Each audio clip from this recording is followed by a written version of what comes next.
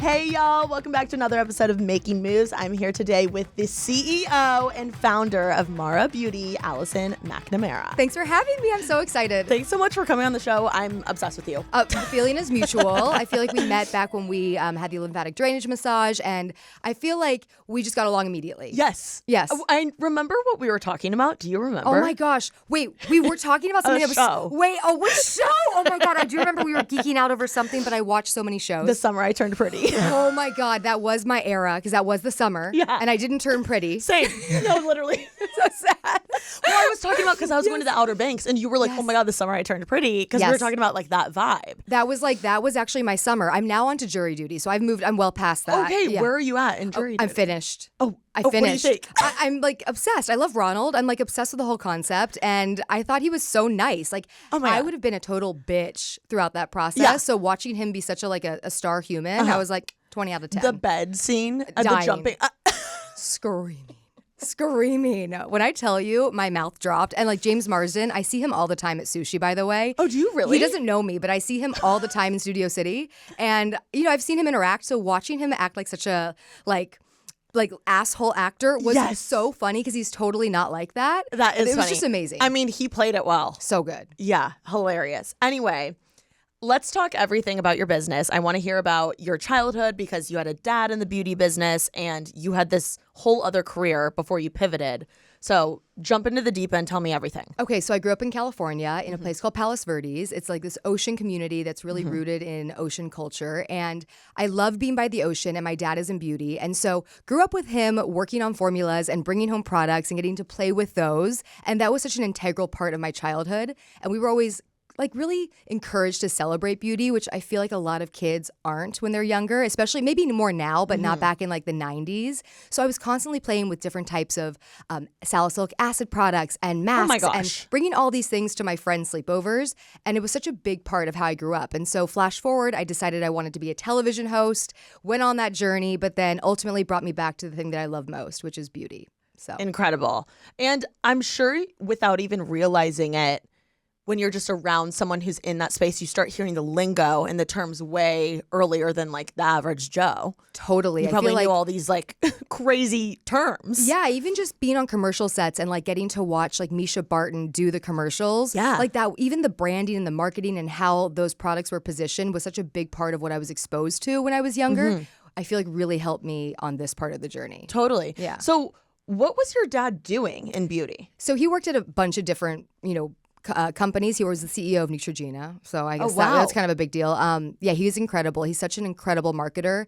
He also went to Too Faced. He still works in the business. So he's at Dr. Dennis Gross and T3 Micro. Yeah, he's like retired. I'm obsessed with their LED. It's literally, when I tell you that's my favorite tool, I use it every single night. Oh, it's amazing. Like 5 passes. Are you doing? Oh, really? I do, yeah. It's 3-minute cycles. Wait, for do that. I need to be doing more? I do more of them. I do like one of each. There are 3 different like levels. What color are you so using? I do red, purple, and then the last Blue, one. And then I'll or start it over again. Okay. Like dink, dink, dink every single night. Like while I'm scrolling TikTok, might as well be doing something for my skin. Was he a CEO the entire time you were growing up, or was he working his way up at the company? He worked his way up for sure. I mean, you don't wake up and become a CEO. I think he worked at CoverGirl when I was younger, and that's why I lived in Maryland, and then I moved out here to California when I was really young. But he held general like marketing positions, I think, throughout his career, and then went to Neutrogena and then went to Too Faced after that. So really was in that space my whole life. I mean, that's insane. Yeah, it was awesome. What are some of the biggest takeaways that you've learned from him being your dad? Well, he kind of coaches me in a sense where he's really helped me with supply chain, I would say, because, when I started the business, I had no idea what I was doing. So I think constantly just asking me questions like reaffirmed my knowledge. So I think that was really important. And I also think just getting and communicating ideas quickly and clearly to the customer is something that I've watched him work on and hopefully, has by osmosis come to me. So I think those 2 things. But I think he's just been so great at being that sounding board when a lot of people aren't on your side when you're building a business. Totally. It's really nice to have someone who is totally just wants you to succeed. So that's something that I feel like isn't talked about enough is secret haters. Yes. Yes, people who are nice to your face but secretly want your downfall. Yes. There are lots of those. And you know what? It's easy to be that way because we all want to be successful and there is Totally. enough room. But it's hard when you're watching people grow. And look, I've been on the other side of that where you're like, why are they getting that thing? Why am I not getting that thing? So it's nice to have a truly like platonic person who just wants you to be the best for you.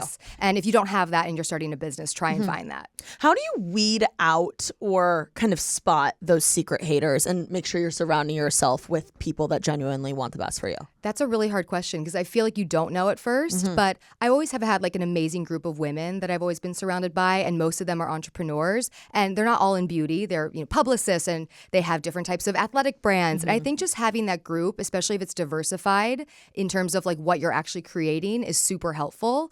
And then, I mean, look, family isn't everything for everyone. Like your parents might not have your best interest at Totally. heart. So I wouldn't say always rely on the parent, but really try and find that good friend that just will give you the advice. Like, no, that's ugly, Allison. Like my good friend April, actually, shout out to her.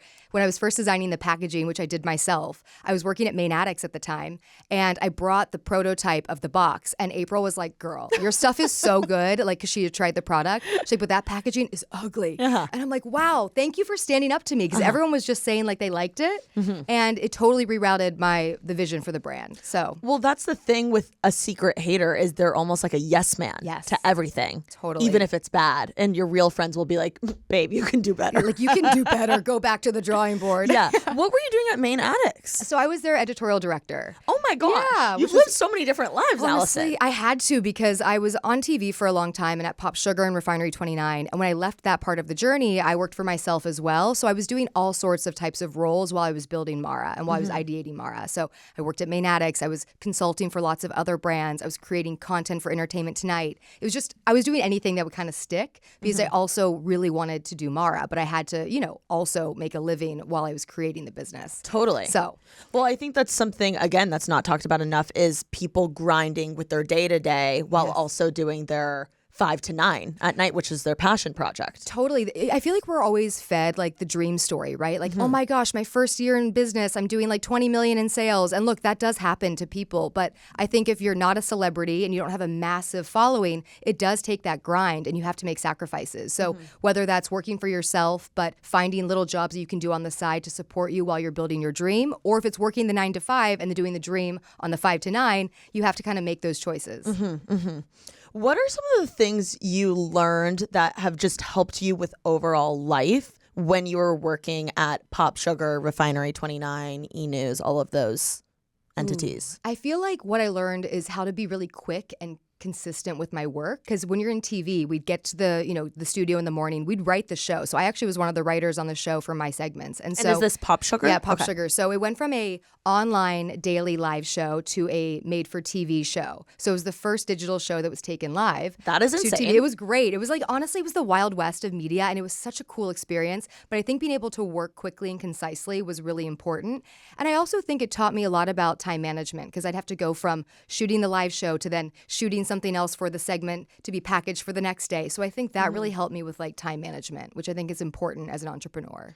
What do you think are the keys to being quick and consistent? Like, if you're not quick and consistent, how do you get to that point? Practice. You have to do it over and over and over again. I feel like writing every single day, if that's what you need to do. I write the copy for Mara. That's probably my favorite part of it, like coming up with the name and the marketing and the slogans. And I feel like you have to exercise that muscle. And I think consistency, like doing things all the time, is what makes you really good at them. It makes you faster and quicker. Like nothing replaces knowledge and time for that. Exactly. I want to circle back to your dad a little bit and, the lessons he's taught you along the way.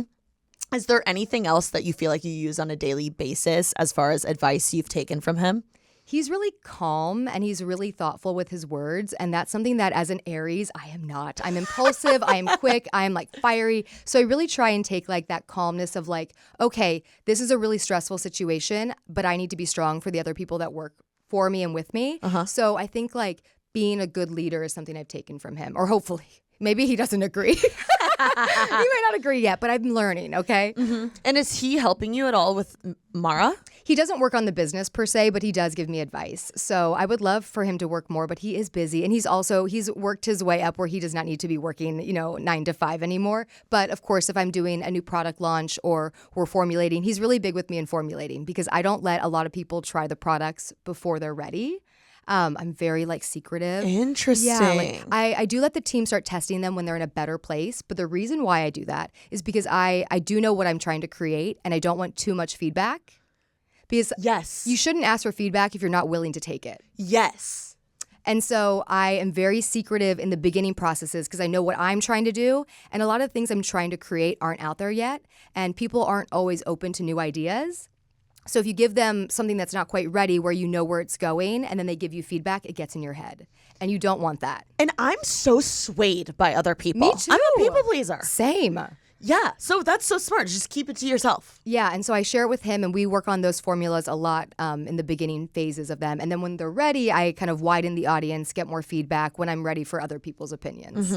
So I think that's a good piece of advice too, because you can be easily swayed by others. And if you know what you're trying to create, keep it close until you're ready for the feedback. Even the simplest stuff, I'm actually trying to be more in tune with my gut with just everyday life.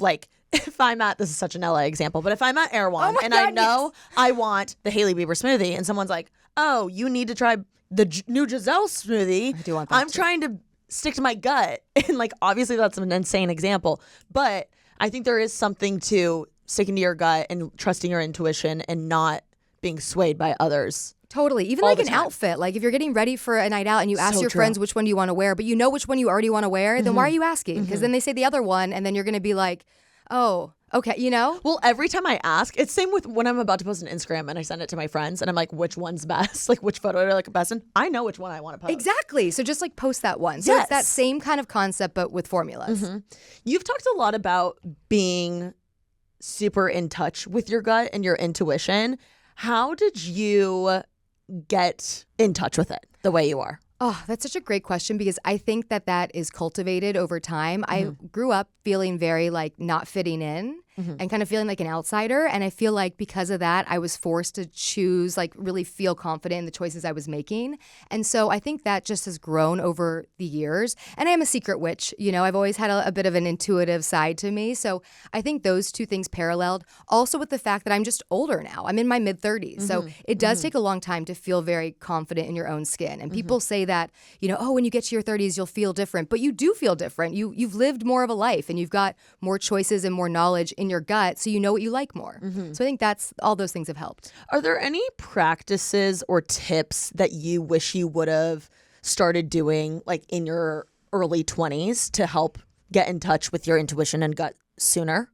Oh, I feel like it's so hard because I look back at my early 20s, and I was so focused on how I was perceived by other people versus actually just doing what you want to do for yourself.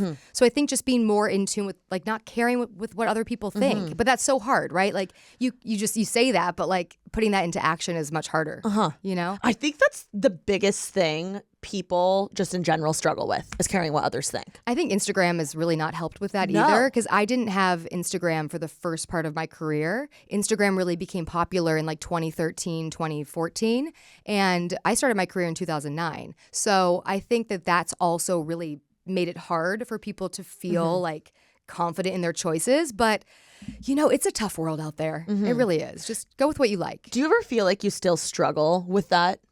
You know what? No. Interesting. I love that. No, I don't. Why? I just don't give a fuck anymore. Period. How do you not give a fuck what others think? I think a big thing too is I'm married to a woman now, and a lot of that that comes with a lot of scrutiny too. And I feel like just not caring what other people think, I think that helped me a lot with just coming out with my relationship with Cass. Well, that's a huge game changer probably in your trajectory of life. Yeah. You know what I mean? That's a huge decision to make and to not give a fuck because sometimes people are all up in your business about that stuff and it's weird. Yeah, and if you're not ready to talk about it, I dated men before. And so that was a big turning point I think for me in coming into my own. Yeah, I think that's probably it, actually. Now I just don't care. Period. Yeah. Okay, so the key to life is not caring. is date a woman. Yeah. No, I'm kidding. Honestly, it's not bad on this side, I promise. I'm Sure. Okay, wait. I want to talk a little bit about that because Cass is an incredible hair colorist in LA and owns a salon. Yes. So she's in the beauty business as well. She is. We're a beauty little family, dad, wife, and me. And Incredible. my sister works in beauty too. Shut up. Yeah. What does your sister do? She works at Biolage. Oh, wow. Yeah, hair brand. Okay, so how did you and Cass meet? We met through my old hair colorist. He actually brought me to her birthday party, which she's a Capricorn, so it was like January 10 years ago. Wait, trying to set y'all up or just as... Kind of. He'd been trying to for a minute. And were you seeing girls at this point? Not really at the time. Like maybe prior to that. Okay. But no, but he wanted us to meet. He thought we would get along, and we did. We've been basically dating ever since. So wow. yeah. I mean, can we normalize like setting people up more? I feel like coupled up people are gatekeeping their hot single friends. Honestly, they probably are. And I kind of miss the dating app scene. So I'm grateful for that because it does seem like it's hard to meet people that way. Wait, so what was it that your friends saw in the both of you that was like, you guys need to connect? You know, we're not friends with him anymore. So I wish I could ask him. There was like a falling out between, because he was also a hair colorist. And I ended up going to my now wife, to do my hair color then after a few months. And then that put a bad taste in the mouth. Yeah. But now you're it's literally your wife. It would be weird otherwise if I went to someone else. But I actually don't know what he saw because we're actually very different. Cass is very quiet. She is. We're both really hard workers and we both love our career, but she's much more quiet and like I'm very loud and eccentric. And I don't know. I don't think I would have put us together naturally if I was like setting two friends up, but I think opposites attract. So interesting. So what did it for you about Cass? I love that she's a hard worker. I was really inspired by her career at the time. And she's just really like calm and nice and patient. All the things I have to try and work on to be. Yeah, literally. Oh my God, right? You're like yin and yang. Yes. Yeah, exactly. So, but she's so talented. So it's fun to like watch someone do really well at something they love.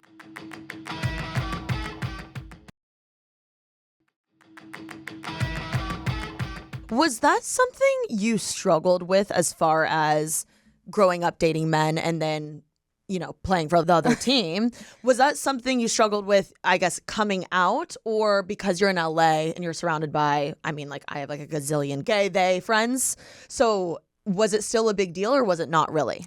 I just wanted to make sure it was the right choice that I wanted to make too. Like I wasn't sure, like this was new for me. So I'm like, is this the journey I want for myself? Yeah. Because everything's a choice. And so it wasn't really so much a struggle of like being accepted per se, but I think just more of like, okay, is this the ideology that I have for myself now? And I was ready for it. So I went on that journey. But, you know, curiosity is like something that I always have had too for every part of life. I got most inquisitive in 5th grade. So I think it's interesting to just try new things. And so I was ready for it. But it was also a different time. Like I have lots of gays and theys now too, but it wasn't like that back then. That's true. So this is 2014. So this is almost 10 years ago. So it was a little different. I feel like Gen Z is very up to date with just like everything. Yeah, they all date everyone. Yeah. So it's definitely different now Like than it was if then. one of my friends was like, oh yeah, I went on a date with a girl, and then the next day they go on a date with a guy, I'd be like, period. Yeah, exactly. I actually know lots of people like that now, so it's just much different.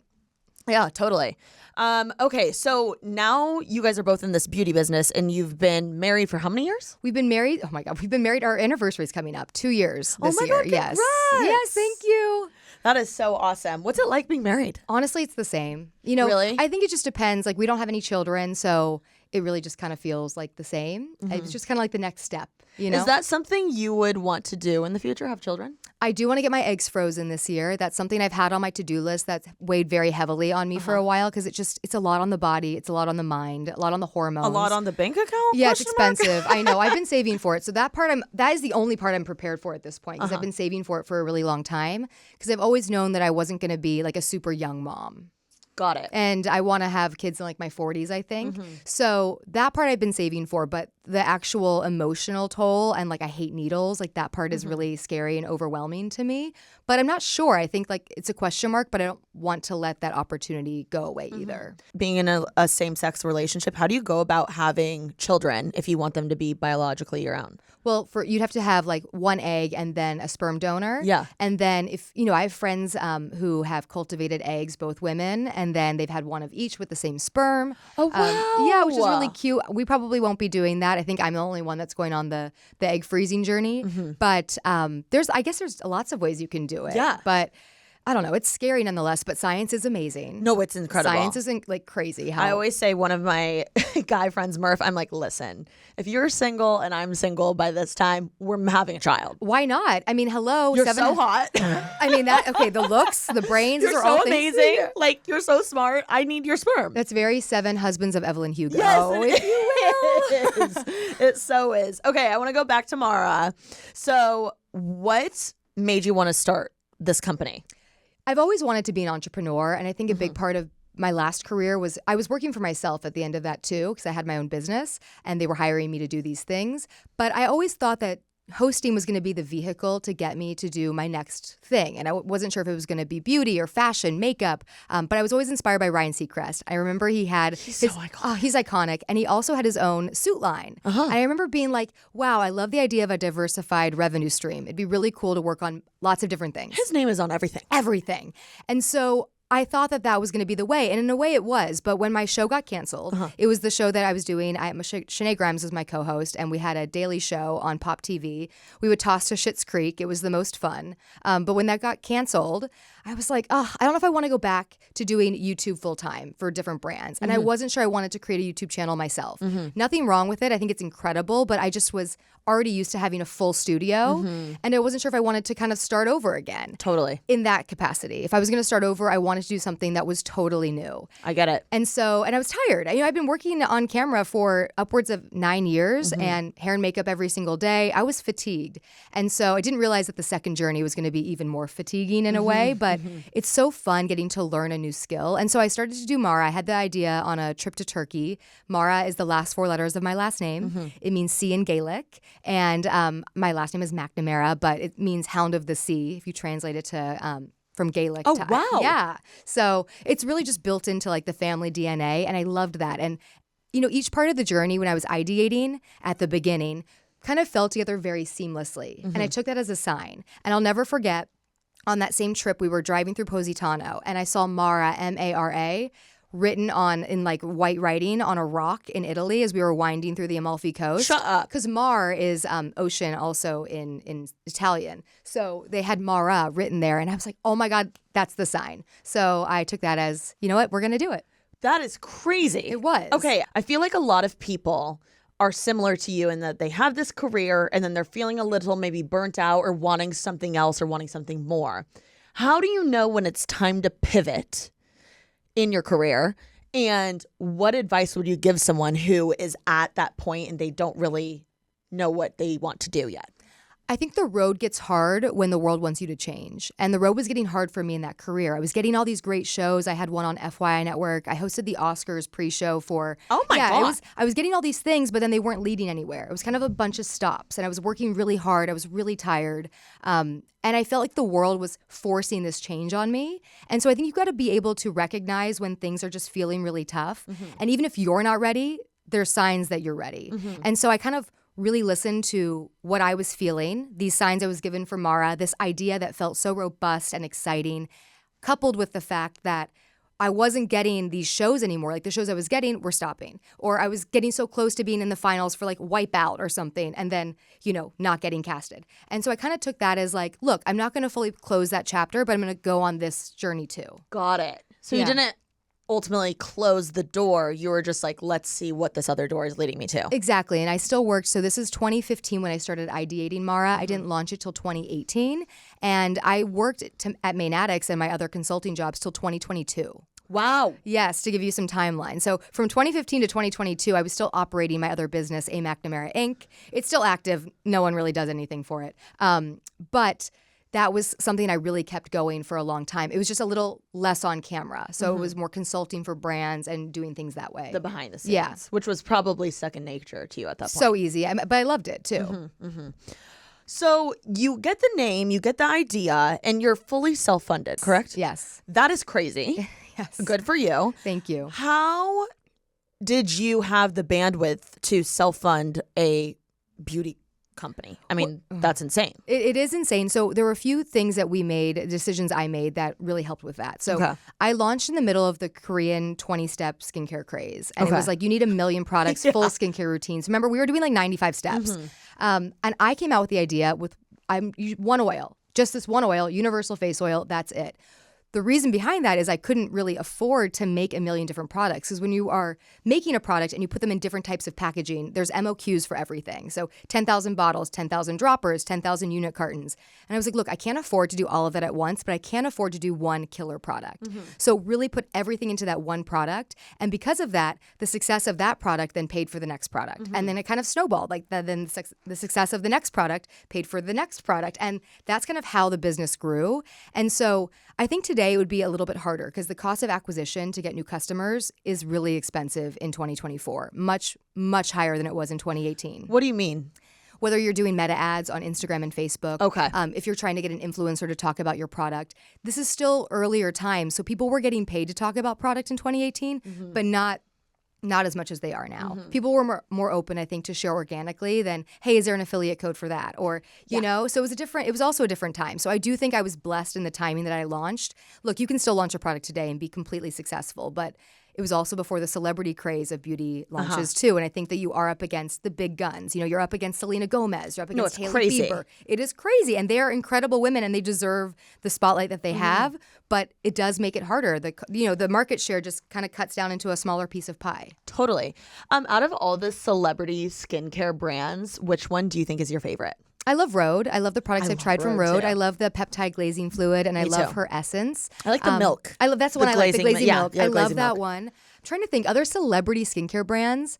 That's probably my favorite. I have a lot of favorite celebrity makeup brands, but skincare is hard. It's really hard. And you can tell when people put love into a product versus when it's a white labeled product. And I do think a lot of celebrities rely on a white label kind of idea for, you know what that is? No, I don't. So a white label is basically where you go to a contract manufacturer and you're like, I want to make a cleanser, a lip balm, and an essence, let's say. And then they'll just kind of give you base formulas and you can add small marketing actives to it, but they're really built for you already. Versus doing a ground up formula where you're paying, the difference is paying like $500 for a formula versus like $30,000 to $40,000. Oh my gosh. Just for the formulation. Yeah, because you're getting like a team of cosmetic scientists who are working on R&D for years sometimes on these products before they're actually out. So there's different ways to do it. And so I can really tell when, especially a celebrity, has gone that extra mile to make things really special. Or you can tell when, which is probably what you're describing, when a company approaches a celebrity and is like, hey, do you want your face to be attached with our already made product? Precisely. Type thing, which I can't blame them. Yes, of course. They're busy people. Of course. Not everyone's meant for this journey, and not every celebrity is meant to be like a super in the weeds type of founder. And there's a place for everyone. Okay, we need to go back to dissecting. What was the 30 to 40K for formulating? Does that mean formulating an original product? Yeah, some of our formulas cost upwards of $30,000 to $40,000 to actually just make the formula. I For know. one product? For one product. And that's for the sample or for like it to be put into all the different... Babe, for the recipe. No! Yeah. Allison! I know. It's really expensive. So, yeah, it's crazy. 40K for the recipe of your potential product. What if you don't like it? Well, you work on submissions. So the goal is, look, I've made it all work, but I've been there in times. Actually, the one I just launched, Sea Dream, there were some twists and turns in the formulations of that product because I knew exactly how I wanted it to perform. But getting it there, girl, it was not pretty. It was actually really scary, like all the different routes we took. Can we talk about it? Yeah, of course. Okay, what is the product now? Well, you're going to get it very soon. I'm so It's called excited. Sea Dream Firming Algae Cream. I have always historically hated face creams because that's why I launched with oils. oil. Yes, I love oils. Most of our products are oil-based or water and oil emulsions. And a cream, I just felt like the category was saturated. I never loved the cream. There's a gazillion creams. A gazillion creams. I never love how they feel on the skin. This is like a very specific way of describing something, but I get claustrophobic, like everywhere. Whoa. And sometimes certain skincare products make me feel claustrophobic. Interesting. I don't like things that feel like you're putting saran wrap or like almost like a film. You know when things have a filmy or pilling effect? And a lot of creams that are mattifying or blurring have that dry down. So for the cream, I want it to be very glowy, almost like sitting on the skin like a very lightweight face oil. So having that natural dewy finish, but really firming the skin, actually like providing efficacy. So having peptides and really beautiful stem cells and getting those to work with the algae that I wanted to work. It was just a really hard balancing game. So sometimes you'll go through, that one took me years. I started formulating in 2020. Get out. And we launched it this year. So it took, and it's not because we're slow anymore. At the beginning, I was slow because I didn't know what I was doing. Now I'm fast. I'm just specific. So it takes a while to get it to the place where I want it to be. Got it. So was it something you started with being like, okay, I want, these type of ingredients, and then they came back with it and you're like, actually, I don't like this. We need to move in a different direction? Or what did that look like? Well, yeah. So I write my dream product out. I write it like I'd write a story because I'm a journalist by trade. So I'll write it out like, this is how I want to feel and look and smell. These are the ingredients I would like to put in there. And then they kind of go with that. How are you writing this? Oh, like a full product. Where are you writing it? I'm writing it usually at 11 p.m. at night if I'm at home or on an airplane. On a computer? On a computer. Okay. Yes. In like a notes app or on Google Docs? I want the specifics. I want the people who formulate with me, there's a very like official document that you fill out, but I make it very, very like in depth. So you could go as simple as like a hydrating cream. You could write that as what you want to firm the skin. I like peptides in it, but I'll write out exactly how I want it to feel. And it's funny because I always go back and read that each time we're getting a submission. I'm like, is it giving the feeling? I also like assign words and colors to everything. Whoa. So what were you assigning for Sea Dream? Dewy Dreamy is what I want. I wanted it to be like dewy and dreamy. And the name wasn't originally Sea Dream. It was Lay Rich Cream because I was in my lay era where I was adding... Oh my God. I'm so glad we went past that. I still do it, but I was like Lay Deceased, yes. Lay Sauvage. Lay Uber. So it was in my lay era when I started formulating. And it was Lay Rich originally. Lay Rich. Okay. But is this a night cream? You can use it morning or night, but it was originally intended as a night cream. But it's a Sea Dream. Am I dreaming with this cream on? Okay. You should be. You have great dreams, but also it works really well under makeup as a primer. So I am encouraging people to try it that way. But and are you writing it like a story? Yes. Okay. So I write it like a story. Can you give us an example of what it would be? Oh my gosh. So I guess I would say like when you open up this cream, it feels like a dewy, dreamy skin awaits when you open this cream. It feels thick to the touch but melts into skin seamlessly. Mm-hmm. You're feeling those rich actives upon application. It slides on like butter. Like I'll write it kind of emotive like that. Oh, okay. And this I'm just winging right now. Yeah, but that's kind of where I would go with how I write the story because I want to like describe the feeling you feel as you're using it. Mm-hmm. Of course. And so then I put in the ingredients that I do the research on prior to submitting my like product profile. Mm-hmm. And not all of them make it in there. I'll like reach for the stars. I'm like, I want berberine in this and I want this thing. And I'll find like methyl blue from Erewhon that I've been taking. I'm like, put this in skincare. And they're like, babe, that doesn't work with this type of formula. I'm like, okay, we'll save it for a later day. You're like, that makes it gritty. Yeah, exactly. But sometimes I am not a chemist. So I kind of reach for the stars, then we find what's applicable. And then sometimes things you'll want, like moringa is one of our key ingredients we use. That has a very like nasty smell, like it stinks. And so sometimes we've got to play with the levels if we're not adding fragrance or any sort of like, we don't add fragrance by the way, but we add different types of essential oils sometimes. That can help make it smell delicious. That help like, curb that scent. But like Sea Dream was fragrance free. Mm-hmm. So we had to figure out like, oh damn, this smells like shit. Yeah. So that was tough. But yeah, the formulation process is my favorite part, but it's stressful too. Mm-hmm. Is that where you kind of get your scientific fix? Yes. Because I've heard in podcasts you say that you like love the science side of things. I love it. I wish that was the one thing I didn't study that I wish I would have kind of gone forward with. Science was always my second love to writing. And yeah, I love that part of it. I love learning how it works together. I love reading through the clinicals on each raw material because the brochures, since I own my formulas, I know every ingredient, where they come from, how they're sourced, are they sustainable? What do you mean you own them? Like, do some beauty brands just not own their Most formulas? people don't own their formulas. Oh my God. Yeah. So, and that's because if you go to a contract manufacturer, they actually own the formula and they're basically licensing it back to you. And then sometimes if you can structure it like a create to buy where you've got to create X amount of product until it becomes yours. Okay. So they're getting their fix off of you too. But since I go to a separate person, I go to a separate formulator, we make the recipe, then I take it to a contract manufacturer and I'm like, bulk up my formula. How much is that? It depends on the product. I mean, look, usually you're looking at a 5 to 10K MOQ. If the average item is $6 a unit, then you kind of do the math. It gets to be pretty expensive quickly. And that's not including sourcing the jars, the caps, the unit cartons. So all in, I think I spent around $100,000 for the first product. No. Yeah, but it was done over incrementally. So it wasn't like $100K right up front. And is this money you had saved up? Like, how did you get $100K? Well, it's obviously saving. And then we did have, my dad is a part owner too. So he did help me a little bit with the business at the beginning. He owns 10%. Shout out to Michael. Shout out, Michael. He is so beneficial. But yeah, it's expensive, but they don't all come in at the same time. 10%. amazing, but like that's not enough. There's 90% I know you had to pay for. Yes, it's expensive. So yeah, it's a lot. But like I said, like you'll do the first thing and you'll pay incrementally. So when you're formulating to, say it's a $20,000 formula, you'll pay it in four cycles. So like after the first submission, after the second submission, all those types of things. So you get a little bit of a break. It's still hard. But... Got it. It's like quarterly taxes. Yes, exactly. You're like, oh God, it's Q3 again.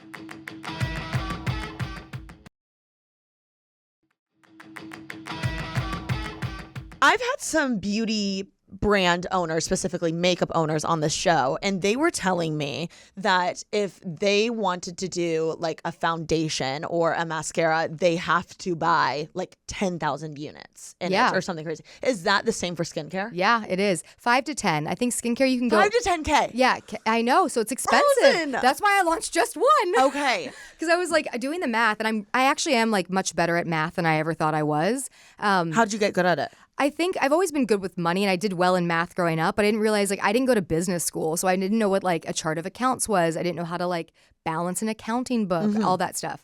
I think you learn when it's your own money too, like where it's going and how you're spending it. And so I kind of was doing the quick math, and I'm like, one product is all we can do right now. So let's make it killer, you know? But yes, you're correct. It's like a 5 to 10K minimum for everything. And then with beauty brands, if you're doing shades, sometimes the MOQ would be like 30,000 units, but split across 40 shades. So like 2K per shade. But it's hard because not every shade is as popular as like the other shades. So then you still have to buy that MOQ for all those shades because you want to be inclusive. You want to have, I'm the super fair, and most people don't even make my shade.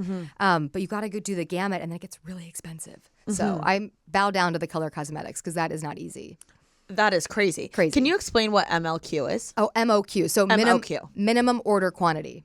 Minimum order quantity. So that would be like the 10K units. So you'll say you're reaching out to a top lab or a top formulator or a top manufacturer, and you'll ask them, what's your MOQ? What's the lowest MOQ you can give me? And sometimes they'll increase the cost per unit and give you a slightly lower MOQ. I like to have product made as often as possible for the lowest quantity because even though it's more expensive, it's fresher for the client because I don't want stuff sitting on the shelf. So we try and pay a little bit more of a premium to do lower quantities. Got it. Now that we're Sephora, we're definitely like hitting way higher volumes than I was at the beginning. But at the beginning, I would just try and get it as low as possible, even if I was paying slightly more for the product. What is something an aspiring beauty brand owner needs to know that they would never expect?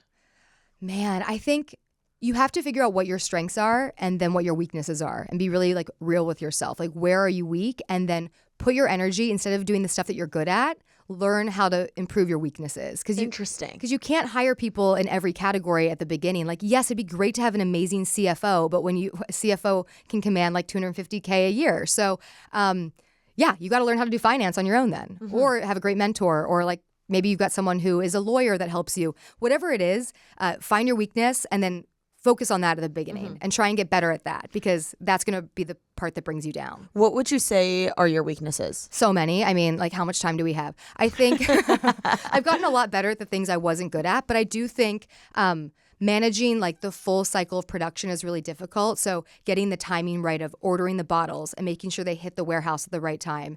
And then getting all of that, it's like a dance, getting all of that together. Supply chain is what they call it. Can we dissect the supply chain? Everyone's like, the supply chain. What the hell is the supply chain? So basically you have your formula, right? And then you need to stability and package compatibility test it. So you have to pick out what it goes in. So then you pick out your stuff and then you have to design the artwork. And then you have to manufacture those bottles, those droppers, whatever it is, those tubes. And so that takes time. Before COVID, it could be like a lot lower turnaround. So like 8 weeks, you could probably turn something around coming from Asia, if that's where you get your bottles from. I get mine from Korea. They're all custom. But, you know, they got to make them. So let's say 8 weeks of production time, 30 days on water.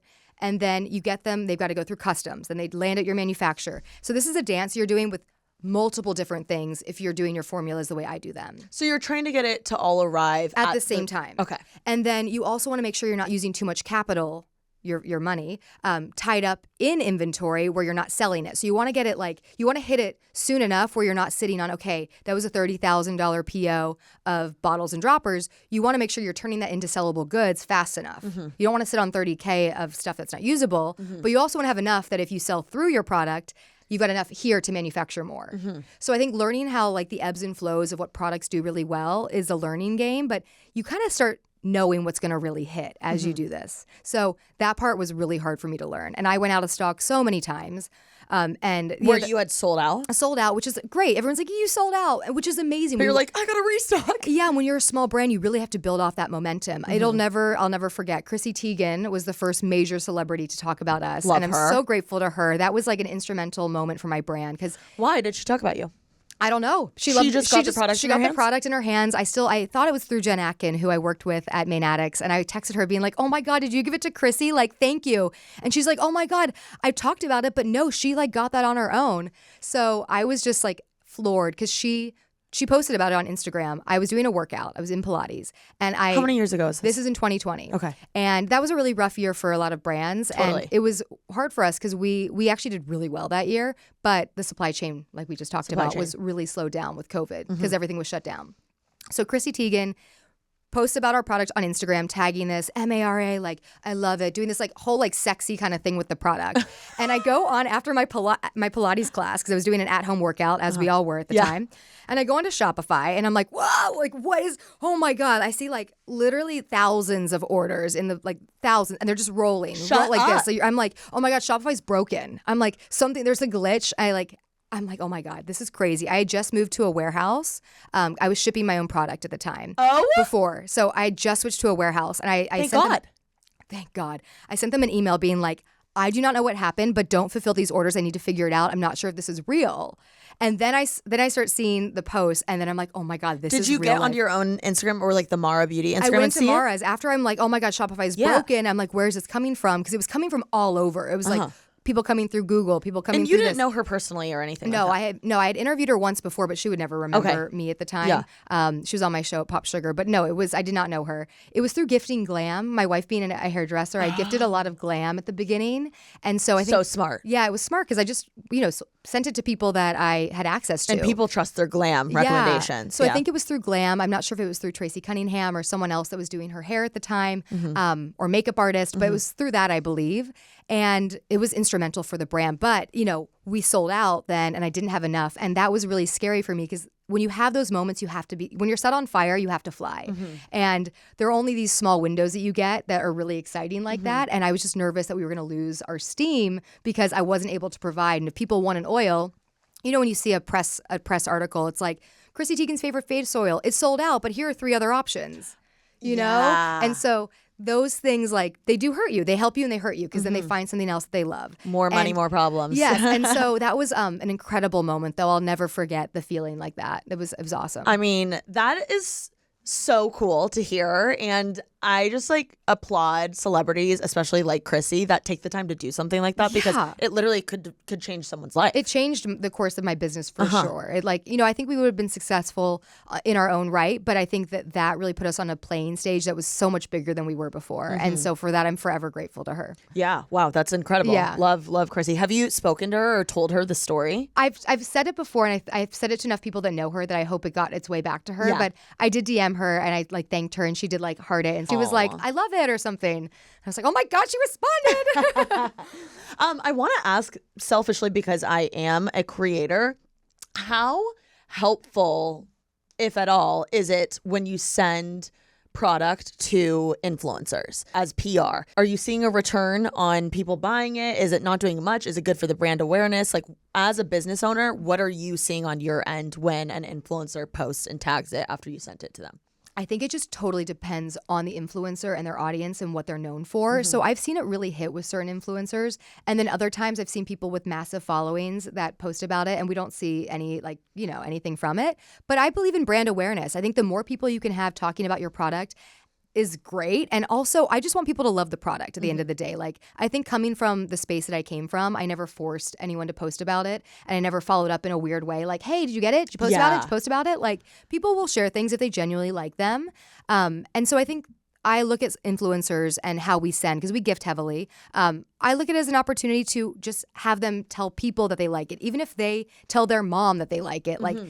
that is important to me. But also don't discredit the fact that your community is also your biggest supporter. And they're the ones that are actually doing the hard work of like purchasing your product, telling their mom, their sister, their friend. So while we do focus on influencer, their new theme is really focusing on the community at large and doing special things for them. So picking like of our top buyers on Mara last month, or no, it was a few months ago, we picked 5 people to send our flower acid to. Aww. We're like, okay, you've been supporting us. Here's our product that just won an Allure Best of Beauty.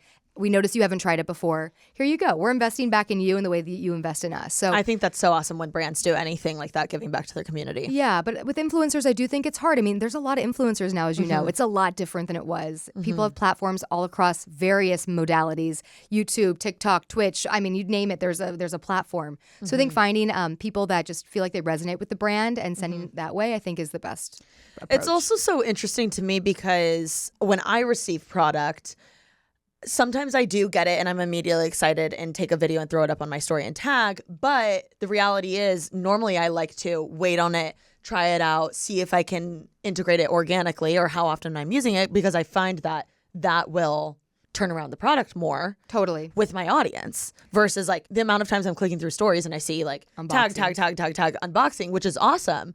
But there's just so many now. It's hard to stand out that way. So I always wonder about that. Well, selfishly as the brand, I love when I see people unboxing it because my girls work so hard on the PR mailers. But as someone like you that gets sent everything too, you just don't have time. And you also want to make sure you're offering your audience things that they want to see. Totally. And so sometimes I'll be like, okay, I'm doing an unboxing. If you don't like this thing, just like click through it. But you want to give the brands that support, or at least I do. Absolutely. Same. But then also I get it. Like I'll have things unopened for like weeks and the brand will follow up and be like, did you open it? I'm like, oh my God, I have it. I haven't opened it yet. So our methodology has always been to offer an experience if we can. Or I love doing things with things that are fresh. So I sent a mailer during COVID. It was for our C vitamin C serum. And I sent it with those farmers market boxes that people were doing at the time. We We were one of the first to do it. I hadn't seen anyone do it before. It was the Flamingo Estates farmers market boxes. Oh my gosh, iconic. Yeah, it was awesome. And I saw every single person that got that mailer posted it. And they actually even posted like what they made with the food. Well, and it stands out. Yeah, it was. So I think like offering things that are like unique and different, we always try and be creative with it. So I think if you are trying to do a mailer and be successful with a mailer, think about something that people would actually want to show. You know? Are there any other product launches or like fun creative things you've done that you're really proud of? Oh my gosh, I thought that one was really cool. I thought we don't do supplements anymore, but we did do supplements for a while. And What do you mean? Well, we made supplements. Shut up. Yeah, it was Oh more my like gosh, I a didn't even know fun that. like exercise that we did, and it was during COVID. I felt like I was taking so many different supplements, and so I made 2 types of supplements, and one of them was called the Mara Skin Detox, and we launched it with Erewhon, and we were one of the first brands to ever do a smoothie. What? So we had a Mara Skin smoothie before like Hailey Bieber, before like any of them. We had our smoothie at Erewhon, and it was iconic. It was like so cool, and I feel like we didn't get quite the credit we deserved because we were like, No. when you're so early on, sometimes with the trend, it's not great to be the first. Interesting. So we had the Mara Skin Detox, which now they do for brands, you know, the ones that are free for members. Yes. So we launched that program basically with them. And so that was really fun. I'm super proud of that How one. did that happen? I'm obsessed with Erewhon. My first apartment was above Erewhon. Yeah, and I shopped You're a there California once. girl. Yes, I shopped there once and never went back until I could afford it because that place is expensive. Bought like one thing in 2009. I was like, okay, gotta wait a second before we go back. Literally. Gotta pay rent. But yeah, seriously. But I had pitched them the idea and we didn't have to pay for the collaboration because there was no one that had done it before. And we did this collaboration together where we paid for the materials. We offered it free for members for 2 weeks. And then non-members, it was like $8 or $9. That's how you know it was a long time ago. But it wasn't as fancy as like the ones Wait, now. the smoothie was $8 or $9? Yeah, but it wasn't a smoothie. It was more of like a tonic. I mean, But still $8 or $9 for anything. The smoothie is like, what, $22? Those are more robust, though. I will say, like, Hailey's smoothie is like got so much more in it than ours did. Ours was really the supplement with strawberries. We had like a little bit of creme fraiche in there, some other things that like kind of added to it. Okay, but $8 or $9, you would never see that at Erewhon now. Never. But it was really cool. So I'm really proud of that one. I'm proud of the farmer's market box. What else have I really loved? We did a nail polish collaboration for our detox mask. I thought was really cool, but you know, it's hard because you don't want to offer things that like feel like waste either. I feel like, as you know, like when you get sent so much stuff, I want it to be something that someone would actually use. Absolutely. Not just like another thing with Mara on it. Because you don't need like another Ziploc bag. No, you guys are so particular and almost personal. with you. your gifting, I would say. Thank you. We try because I want it to feel like we actually thought of you and we think you're going to like this and this is what we're giving to you. Versus Well, and you're so good at connect. Like now when I'm using the product, I'm like, oh, Allison. Like you're so good at connecting and being such a great face for the brand. Thank you. Which I feel like makes a huge difference, especially when, like, I don't know, it's nice to have a personal connection because at the end of the day, being a creator, you only work for yourself. Totally. You know, it's nice to feel like you're in a community a little. And I like getting to connect with the people that actually use the product. Yeah. Because it's so cool to like get feedback, whether even if it's bad feedback. I love the feedback because you're getting it in real time on how people are using the product. And I always say that products are like algorithms, like they're mine until they become yours. Whoa. And so like you kind of never know the shape that they're going to take. Like I launched this, it's so personal to me and my team. We're working on it for so long. And then when you put it out in the world, you don't know what kind of identity it's going to get. And you're really... I always think about that with TikTok. Yes. Like the craziest shit will blow up for no reason. Yes, I posted one about my LED mask and I have like no followers on TikTok. Posted something and it's doing like tens and tens of thousands of views, which is crazy considering I get like 500 on other things. Yeah. And I'm like, this is the one? Yeah, I know. It's always the one you don't expect. What? My earthquake video went viral. I was like, okay, really? Like this perfect. one? Yeah, like out of all the things I do, like this is the one that goes viral. It's so funny how that works. But it is. It's like an algorithm. So products are interesting because they're no longer, they're yours now. They're not mine. I want to go back a little. Growing up, did you struggle with skin at all, like acne or anything like that? I didn't struggle with like really bad acne, but I struggled with the idea that I should have perfect skin. And I remember I'd have like a pimple and I would get in like World War III with my parents, like would not go to school if I couldn't cover up a pimple. Like it was out of control. Like I would literally be like, Mom, you are going to write a note. I'm not going to school today. I've always been very particular about my skin. And so I had worked on a bunch of different things. I had Differin, I had clindamycin, but I didn't need it. I don't know why I was prescribed these things. And I found retinol actually when I was 13 because I had a scar on my face and my dad was like, hey, use this like 0.1% rapid wrinkle repair with retinol just on the little thing. And I was like, okay. Started noticing that the scar went away, but then also like the little acne that I had as a kid also is going away. So I've been a diehard retinol user since I was like an early teen, which is funny because I know there's all this controversy right now. I was going to ask you that.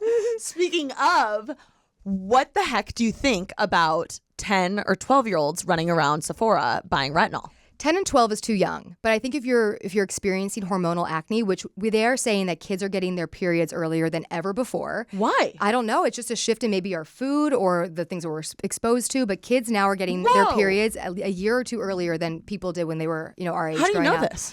All the different doctors that I follow. And if you like research it, you'll notice that just puberty is happening earlier. And my 2 cents is, if they have a skin concern, I don't think it's too early to use a retinol or something like that because dermatologists and doctors are prescribing kids. I was in 8th grade and I had Differin and I had clindamycin. I think that is much more dangerous to use because I actually burned my face off by using way too much. They say pea size and I'm like, it's going to work better than a pea size? A quarter. Yeah.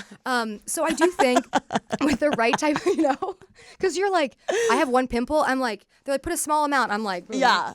So I do think that with the right direction from the parent, like, hey, use this at night. If they do have bad skin, I don't think it's a problem the way that other people are thinking it's crazy. Now, the fact that they are destroying testers and making a ruckus in the stores, that I don't love because we pay for the testers as the brand.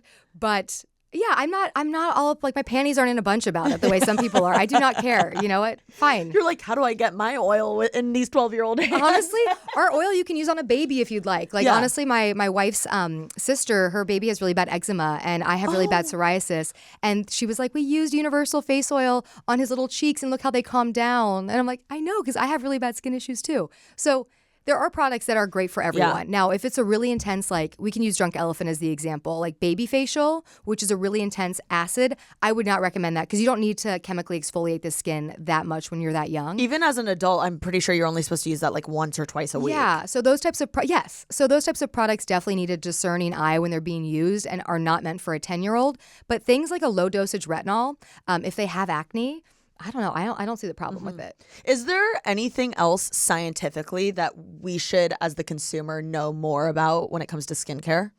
I think a lot of actives don't go together that people are using together. What do you mean? So using I think that people are getting much more knowledgeable now, but you shouldn't use a retinol the same night that you're using an acid. And not because it's going to destroy your face, it probably won't actually, is that the pHs don't balance together. So what your skin needs to actually receive a retinol is a different pH than the formula of an acid. And what would an acid example be? So our flower acid algae serum, Okay. anything with a lactic acid, a glycolic acid, and you would see an AHA or BHA potentially on the label. So that would be an acid. And then a retinol is, what a retinol is, vitamin A derivative. And So you don't want to use both of those at the same time? same night. You can use them different nights, which Got is it. great. That's what we call skin cycling. Okay. But you just don't want to use them together. And so there are formulas where you might see them both in there. And I try and stray away from those because I feel like they're not the best formulas. I like to have singular active formulas. So if you're going heavy on a vitamin A night, I kind of like to lean into that. And then on alternating nights, I'll use an acid. What's skin cycling? Skin cycling is basically using retinol and an acid on alternating nights and then having rest nights for your skin to kind of rest, which I think is so important. Just like exercise. You're not going to exercise every single day. Yeah. And you're going to switch it up based on what you want to work on your body. Your skin's the same. Interesting. So you recommend every 3 to 5 nights doing a no skincare? Not no skincare, but I'll do just wash my face in just an oil or wash my face. I've actually done detox nights where I use nothing too. I think it's important just to let your skin kind of recalibrate too. I think your skin should be intuitive when you treat it. And I know that's really hard because we talked about gut and intuition before, but if your skin's feeling dry, a lot of people will over exfoliate. But they're already dry. So maybe just kind of put on a light moisturizer and let your skin kind of heal itself overnight and then go back to your active. I think sometimes we hit too hard with things that we think are helping when they're actually hurting. Do you feel like your universal face oil is good for people who have acne? Yes.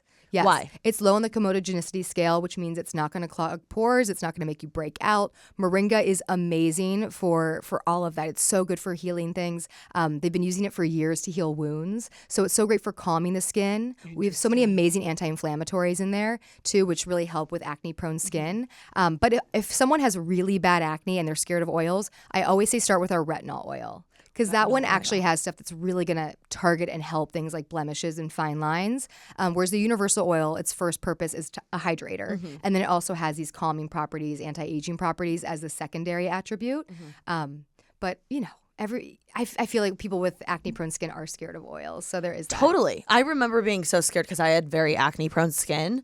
And I still do to this day. But when I was breaking out in the midst of everything, I had the hormonal acne and everything, I was so scared to use an oil because I feel like for some reason, I feel like I was told that you shouldn't use an oil, anything oily on your face when you have acne. But as I've gotten older, I've realized how helpful oils can be, especially face oils. Well, a lot of times people with acne-prone skin are actually they have really dry skin, even though they're oily, which is interesting.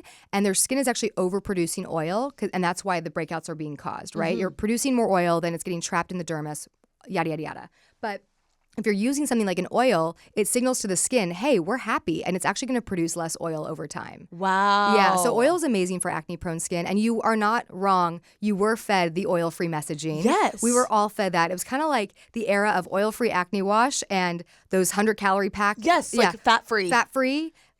Fat-free, low-cal, high sugar. Yes. Terrible for you. Crazy. But I'd eat 3 of those snack packs, being oh, only 300 calories. I'm so skinny. It's why don't you just eat Oreo Thins? Yeah, why don't you eat some chicken or something or a protein? We weren't really fed that messaging when we were younger. And same thing with skin. So, is there anything you can do to help have healthy and beautiful skin that isn't skincare related? Yes, exercise is incredible for your skin because it kind of like how we talked about lymphatic drainage. It helps bring blood cells to the face, especially if you're working out. Incredible. Your diet is so important. Fixing your diet. A lot of our skin issues are hormonal or diet. And a lot of the things that we eat that we might think are good for us actually don't work with your skin. So I actually noticed a few years ago, I did a Geneva blood test to see things I was having an issue with because I've always had gut issues. And I would notice that when I was having those bad gut issues, I would have inflammation and breakouts on my face. Interesting. And things like spinach, I found out came really high on my inflammatory response test that I took. So when I started eliminating things that I was eating that were healthy, like cod, I was eating a lot of cod because I was in my black cod era for Nobu and this place called Katsuya by my house. I was eating a lot of cod. Yeah. And cut out things like spinach, cod. I was eating a ton of peanut butter. Things that like weren't necessarily bad for you, but like were bad for me, really helped my skin. So diet is more about, oh, you can only eat this. It's finding out what actually works with your body. So would that be like, would you have to take a blood test to figure that out, or just being really intuitive with what you're eating? Now I think that you don't have to take a blood test. There's also other ways you can do it. But I think like, you know, when you eat something and you're like, oh, that didn't feel great. Kind of listening to your body in that and seeing, you know? Is there anything else you recommend, like water intake, or obviously not being in the sun, like things like that? Of course, not being in the sun. Look at me. I do not go in the sun. So sunscreen's really important. Really? Are you like, period, no sun? No sun. Like, and if you're going like on a walk or something, is it hat sunscreen, everything? Okay. Yeah, I used to be like tanorexic. That's like a whole other story. I was like obsessed with tanning for years. And it was part of like what we were talking about earlier, like coming into my own and feeling good in my own skin. I think growing up in California, I felt like I had to be this like hot tan blonde. And I'm just like not that. So, you know, like beach life, culture, surfing, like cute girls with blonde hair. I felt like I had to look like that. And so I like, when Mystic Tan first launched, it was the first like spray booth that you could go into. I became obsessed with that. And then going into that, I realized there were tanning beds. And I am so upset, but I did do tanning beds for like a few years in my teens. And I feel like I finally had like a come to Jesus where I'm like, wait, I don't need to be tan to be pretty.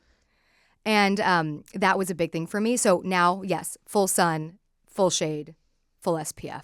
SPF everywhere. Yeah. Is there a favorite sunscreen of yours? We do have a sunscreen that we make. Oh, amazing. Which I love. But I believe that the best type of sunscreen is the one that you like to use. So, and I think that you should get your sunscreen in multiple ways. So I love layering sunscreens. I love using ours with like a Tower 28. Do you know the makeup brand Tower 28? Yeah, they're amazing. She's amazing. Amy Lou is incredible. Shout out to my friend Amy. Aren't they very eczema like aware or certified something? I don't know the terminology, but she like their makeup is like the only one that really works with eczema. Yes, and as I mentioned earlier, I have a lot of skin issues. I have psoriasis and eczema and rosacea. So I love that about her products, and she has a great tinted sunscreen. So I love like layering mine and hers together. I also love the Kosa Sunbeam. Have you tried it? You know what? I haven't, but I really like that brand. Yeah, it's really good. It's in like a cute little pink tube too, so it's great to like keep on the go. So those are probably my favorite sunscreens. Are there other beauty, like what are your other beauty brands that are some of your favorites besides your own? You know, it's funny. I use so many things, but I always come back to Mara. I'm a Tata Harper girl through and through. What is that? Tata Harper? Yeah. She's like the OG, like luxurious, clean beauty brand. Oh my gosh. Like I can't believe I've never heard of her. Yeah, she's incredible. She sold her brand to Amore Pacific last year, I think. Her stuff's amazing. It's expensive, but it's really good. Her cleansers are iconic. So we make an oil cleanser that's one of our best sellers, but I like to sometimes use a gel cleanser after that or her regenerating cleanser, both amazing. I mentioned I use Rhode, so I have her peptide glazing fluid and that the essence that we talked about. How are you using the Rhode products in your routine? I love essences, and I actually don't like to wash my face in the morning. I have really dry skin, and I feel like people overwash their face sometimes, and that can also cause breakouts. So in the morning, if I don't feel like my face is sticky from anything that I used the night before, I'll actually just damp the face, use the glazing milk, and then go on with my vitamin C and then my sunscreen. And that's like my morning. Oh, okay. Love. Yeah, so I use it in that way. So I like her products. I'm trying to think. I love Alpen. My friend Kendra owns Alpen Beauty. She's got a great huckleberry peel that I think is really fun to use if you need a nice exfoliation. There's so many good brands though. I love Ranavat too. I'm not sure if you've heard of Ranavat. She's got this Ayurvedic skincare line that's beautiful. This very like luxurious saffron mask that's really fun to use. Are there any underrated brands you think that are out there that aren't talked about enough? Ooh. That aren't talked about enough. That's such a good question. I'm trying to I'm going through the Sephora wall. Okay, there's a new brand that I think is really cool, and they launched at the same time that we did. And I've only used a few of their products, but I think they're really great. It's called Matter of Fact. Oh, cute. Yeah, Love it's that cute. name. And the founder's really cute. He's this like really cute Asian guy, and he's got incredible skin. And a lot of his formulas are really active heavy, so I have to be careful on which ones I use. But there's this one that I've been using that's got turmeric and bakuchiol in it, which is a alternative to retinol. and I really love it. Okay, So, fabulous. yeah, and he's on our wall too, the next big thing, which is the wall at Sephora. So I love promoting brands that are also just putting in the grind, trying to make it on that wall. So Wait, okay, I want to briefly talk about Sephora. You're in Sephora, which is insane.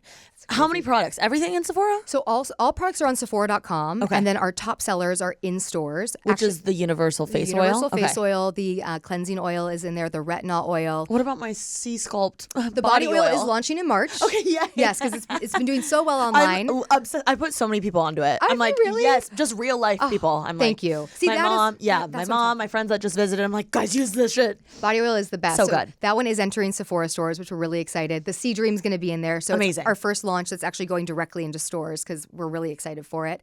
And then our lip balms. But those are the ones that are on the wall, and then the rest of them are online. Okay, what's the beloved wall? The wall. Yeah. So, for brands, there's several stages of getting into Sephora. And what's really cool about Sephora is they really help build brands. I think they're the best brand builders in the industry. So Why? Because I feel like they really support you. They really give you great advice. They support the brands. I feel like that they really take under their wing. And I felt just so much love from them this past year. And one of the things that they do that I think is so great is that when you're a bigger brand, those gondolas that you see, the brands pay for those, by the way. They pay for those. Wait, what do you mean the gondolas? It's called a gondola, but you walk in and say you see like Rare Beauty with That's her immediately there. That's so the brand pays for the decoration on that. Okay. So if you see like a really fancy integrated gondola, the brand is paying for that, and those Got can it. cost millions to do. There's 500 Sephoras in the U.S. So when you're paying for 500 gondolas that are custom, incredibly expensive. The other thing is end caps, which is kind of a smaller. Yes. So those are also expensive and paid for by the brand. But with How much is an end cap? I mean, honestly, it can be as expensive as you want it to be because it's your design. I have never designed an end cap, but I know that they can cost $500,000 maybe. I mean, look, I'm throwing numbers out Yeah. based on what I would calculate, but it just depends. Okay, I just I wanna know know. like Merit, which is an incredible beauty brand. They had Jake Arnold, one of my favorite interior designers, design their gondola. Oh, wow. So So you're like, into interior. I love I started in fashion. You wear so many hats. I love it. You know what? I'm just a student of life. Yes. I like to say I'm Oh, I interested love in lots that. of things. Okay, so they worked with. Jake Arnold, Uh-huh. who's an incredible designer who designed their gondola. So that's what I'm saying. You can ball out as much as you want. Okay. You can make it your own, but it's the brand's responsibility to make it come to life.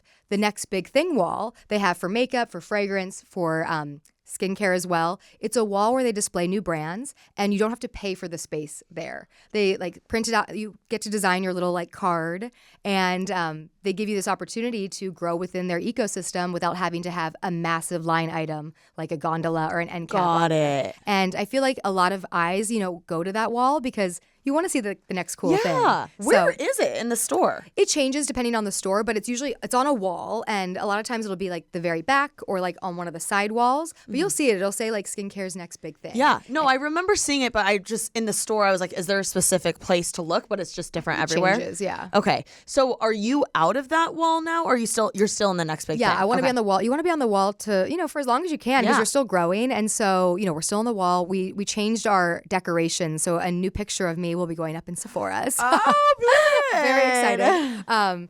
But yeah, we're still on the wall and we're really happy there. So we're just grateful to be a part of it. How do you even get in Sephora? I think it's a lot of things. I think it's really great press. I think it's great sales. I think it's the buzziness of your brand. I think it's tenacity. I think it's the strength of your formulas. They have to see something in you, obviously, to be chosen because there's so many brands out Is there. this something you're pitching to them directly? Yes. I mean, I pitched directly for years. It takes a long time. How many years? Well, I launched the brand in 2018, and we launched with them in 2023. So that's 5 years alone. We found out in February. We found out like in 2022, I think in June, that we were for sure launching with them. I can't even imagine the phone call I or was what you felt like. Screaming. I'll never forget that day either. What was it like? It was a Zoom call, and the head, the lead was on there of Sephora along with the rest of the team. Did you have any idea, like an inkling or anything? I was hopeful, like, because I had pitched them and we had been talking and like there was like good vibes out there, but you just really, do you ever really know anything? And, I think the one thing production has taught me is you don't know that something's happening until it airs. I don't believe it till I'm on the trip or on the plane. On the plane, on the trip, or it is literally, I've had TV shows like pilots that are like, it's launching and then pulled. So it is not there until it's live. It airs, yeah. Yeah, so that was a really exciting phone call. I don't cry very easily, but I think I cried after. I mean, I get it. Yeah. I get it. So you were just pitching throughout the years. Like, what does that even look like? Are you sending a deck via email? Is this Zooms? Like, did you have a connection? I Did connected. your dad help? Like, what's the nitty gritty of that? No, he did not help. But I think the thing is I had found a buyer earlier on that actually I think approached me. I was a part of the Sephora Accelerate program where I was actually giving brands advice on how to public speak. So brand founders as a part of the Sephora Accelerate program and met some connections through that. And then just kind of like, I am not shy.